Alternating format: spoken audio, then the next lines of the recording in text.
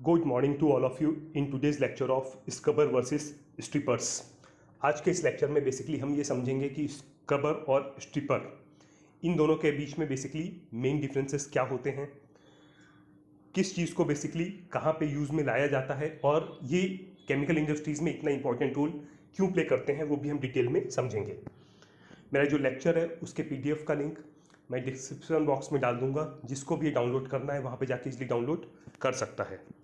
सबसे पहले हम बात करते हैं स्क्रबर के बेसिक सेटअप की। तो याद रखिएगा कि स्क्रबर को बेसिकली वहाँ पे यूज़ किया जाता है जहाँ पे आपके सिस्टम से जो भी वेस्ट गैसेस जनरेट हो रही हैं, उन गैसेस को एटमॉस्फेयर में हम डायरेक्टली रिलीज़ नहीं कर सकते हैं। एज़ पर गवर्नमेंट रूल्स उनको एटमॉस्फेयर में रिलीज़ करने से पहले उनके अंदर जो भी कंपोनेंट्स प्रेजेंट होते हैं, उन कंपोनेंट्स को एक डिजायर्ड लिमिट्स में लाना पड़ता है, अदरवाइज वो आपको एटमॉस्फेयर को पॉल्यूट करेंगे। सो उनको बेसिकली रिमूव करने के लिए हम स्क्रबर का यूज़ करते हैं। जो भी आपका प्रोसेस जनरेटेड वेस्ट है, आप देखिए ये लाइन है, इस लाइन से मान लीजिए आपका जो भी प्रोसेस में वेस्ट जनरेट हो रहा है, वेस्ट गैसेज जनरेट हो रहा है, वो वहाँ से यहाँ पे आ रहा है। ऊपर एक पैक टावर दिया हुआ है और नीचे आपका एक वेसल रखा हुआ है। इस वेसल के अंदर डिपेंडिंग करता है कि आप का जो वेस्ट गैसेज आ रही हैं उसमें कौन सा कंपोनेंट प्रेजेंट है जो आपको स्क्रब आउट करना है। उसके हिसाब से आप यहाँ पे एक स्क्रबिंग मीडिया सेलेक्ट करते हो। आफ्टर दैट ये पंप लगा हुआ है, जिस पंप का काम रहता है बेसिकली टावर के थ्रू इस मीडिया को सर्कुलेट करना। अब ये जो ऊपर टावर लगा हुआ है, इसके अंदर बेसिकली पैकिंग्स प्रेजेंट होती हैं, जो ज़्यादातर आप रैंडम पैकिंग्स देखेंगे। इन पैकिंग्स का काम रहता है to increase the contact area between this gas and liquid, ताकि इन दोनों के बीच में सफिशियंट कॉन्टेक्ट एरिया मिल पाए। अब यहाँ पे आपका दोनों के बीच में कॉन्टेक्ट एरिया मिला और इसके बाद में जो भी अनस्क्रब गैसेस बचती हैं, वो अनस्क्रब गैस आपकी सेकंड टावर में गई। सेकंड टावर में अगेन सेम सेटअप है, नीचे एक वेसल दिया हुआ है, देन एक पंप लगा हुआ है। यहाँ पे जो भी सॉल्यूशन आपको सेलेक्ट करना है वो अगेन सेलेक्शन आपको ही लेना है। वो सॉल्यूशन आपने सेलेक्ट किया, अगेन वो सर्कुलेट आउट हो रहा है, फिर ऊपर टावर लगा हुआ है। और इस सेटअप के बाद भी जो फाइनल गैसेस एटमॉस्फेयर में रिलीज होनी है, जो भी कंपोनेंट्स को मेरे को स्क्रब आउट करना था, मीन्स रिमूव करना था, वो मैंने कर लिया है। और फाइनली जिन गैसेस को मैं एटमॉस्फेयर में रिलीज करना चाहता हूँ, उनको यहाँ से ब्लोअर आपका सक आउट करता है और वो एटमॉस्फेयर में बेसिकली वेंट आउट हो जाती हैं। सो ये बेसिक सेटअप है जो आप किसी भी केमिकल प्लांट में देखोगे। अगर मैं इसके बेसिक्स की बात करता हूँ तो स्क्रबर मेरा एब्जॉर्प्शन के यूनिट ऑपरेशन पे काम करता है। इसमें जो स्क्रबिंग कंपोनेंट होता है, there is transfer of components from gas phase to liquid phase. इसके बाद में यहाँ पे क्या मीडिया सेलेक्ट करना है, वो सिलेक्शन आपको लेना है डिपेंडिंग अपॉन कि कौन सी गैस को आपको स्क्रब आउट या किस कंपोनेंट को आपको स्क्रब आउट करना है। वाटर सबसे कॉमन मीडिया है जो आप देखोगे स्क्रबिंग के लिए बेसिकली यूज किया जाता है। अगर हम इसके डिज़ाइन पैरामीटर्स की बात करते हैं तो जैसा कि मैंने आपको पहले बताया कि जो भी आपके सिस्टम से वेंट गैसेज आ रही हैं, एक उसका फ्लो रेट हो गया, एक जिस कंपोनेंट से आपको स्क्रब आउट करना है एक उसका फ्लो रेट हो गया। जो सिस्टम से आई वो आपकी गैस हुई और जो आप सर्कुलेट कर रहे हो वो आपका लिक्विड हुआ।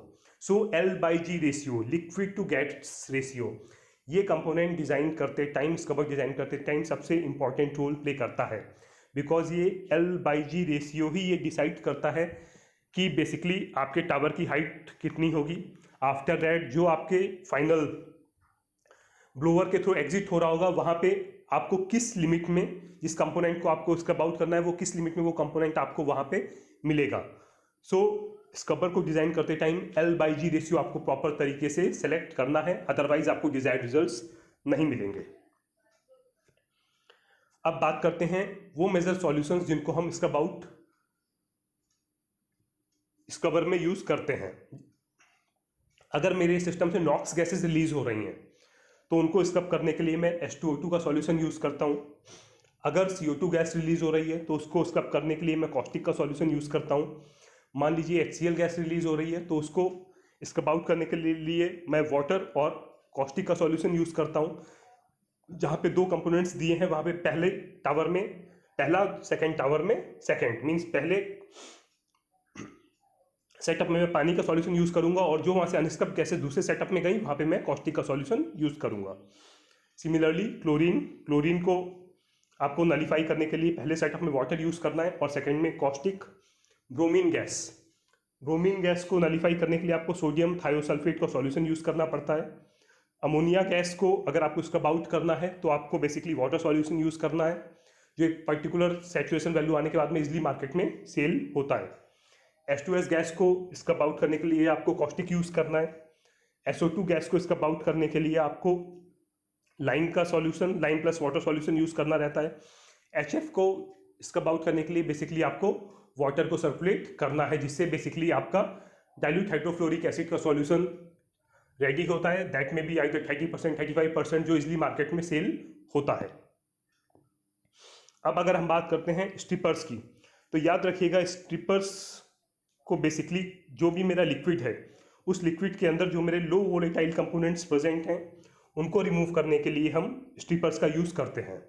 लाइक इस डायग्राम को आप देखिए तो यहाँ पे मेरा कंटेमिनेटेड वाटर है वो सिस्टम में आ रहा है। इसके बाद में नीचे ये स्प्रे नोजल्स लगी हुई हैं और बिलो दैट पैकिंग्स मेरी प्रेजेंट हैं। इन स्प्रे नोजल्स का काम रहेगा जो भी मेरा कंटेमिनेटेड वाटर है उसको प्रॉपर तरीके से सिस्टम पैकिंग्स के ऊपर स्प्रे करना।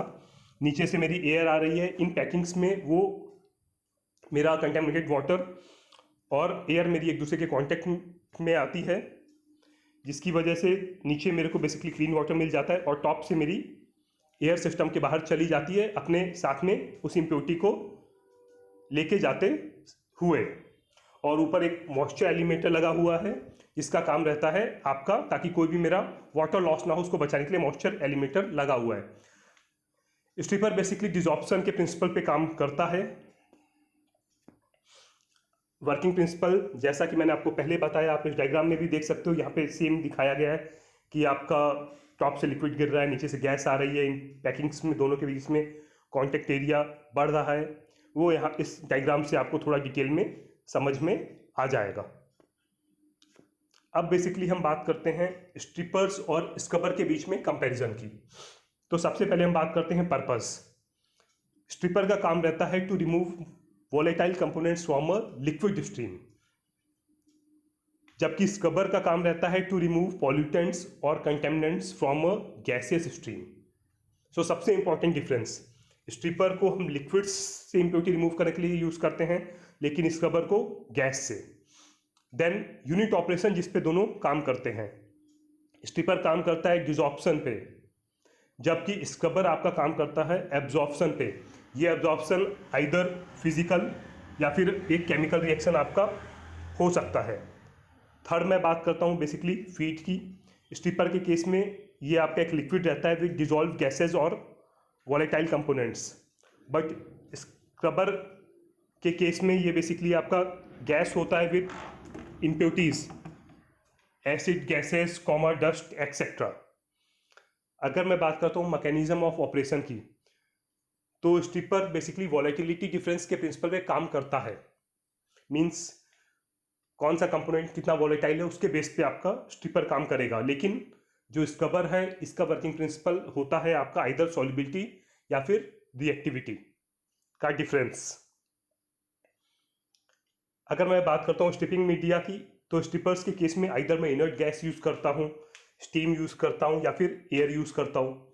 लेकिन स्क्रबर के केस में मैं या फिर वाटर यूज करता हूँ या फिर अदर कंपोनेंट्स यूज करता हूँ, जैसा कि मैंने आपको ऊपर वाली एक स्लाइड में डिटेल में समझाया था कि वो सिलेक्शन बेसिकली डिपेंड करता है कि आपको किस तरीके की गैसेस को रिमूव करना है। एप्लीकेशंस की अगर जनरल बात करता हूँ तो स्ट्रिपर्स को यूज़ किया जाता है अमोनिया को वाटर से रिमूव करने के लिए, डिजॉल्व ऑक्सीजन या फिर CO2 को लिक्विड से रिमूव करने के लिए। लेकिन स्क्रबर्स का यूज़ बेसिकली किया जाता है like H2S, HCl, NOx gases, SOx gases, इनको रिमूव करने के लिए। अगर मैं इक्विपमेंट की बात करता हूं तो स्ट्रिपर्स के लिए बेसिकली हम पैक्ड कॉलम का यूज़ करते हैं, लेकिन स्क्रबर के केस में हम either packed column, either venturi scrubber या फिर स्प्रे टावर्स का भी यूज़ करते हैं। अगर मैं मास ट्रांसफ़र की बात करता हूं तो स्ट्रिपर्स के केस में हमेशा liquid to gas mass transfer होता है, लिक्विड टू गैस फेज आपका मास ट्रांसफ़र होता है। लेकिन स्क्रबर के केस में gas phase to liquid phase आपका मास ट्रांसफ़र होता है। सो होप आज के इस लेक्चर में बेसिकली आपको ये क्लियर हो गया होगा कि स्क्रबर वर्सेस स्ट्रिपर्स में मेन डिफरेंसेस क्या हैं और किसको हम कहाँ पे यूज़ करते हैं। सो नेक्स्ट लेक्चर में I will be back with a new topic. Till then goodbye and have a nice day.